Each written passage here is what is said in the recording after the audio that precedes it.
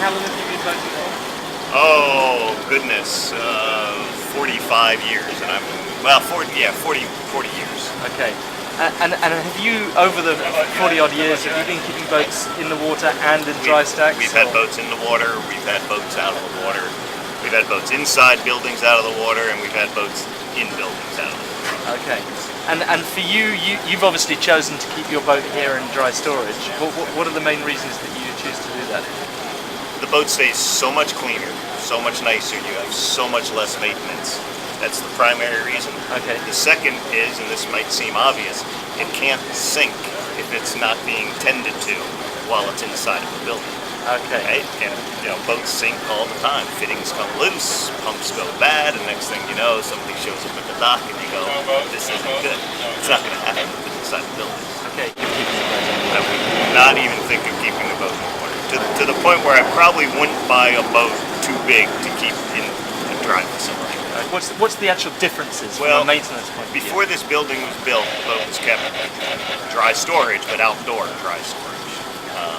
Once this building was built, it's now been a year and a half or so. I used to have to wax this boat at least 4 times a year to keep it looking nice. Okay. Now it's only waxed twice a year, and it looks better when it's ready to be waxed that second time than when I was waxing it 4 times a year. It's just that big of a difference. That's brilliant. Yeah, it's nice. And what do you think the difference is in terms of depreciation on your boat? I mean, if you kept it on a wet slip for 5 years, or you kept it in a building for 5 years, do you think there's a big difference? I think you'll be able to sell your boat.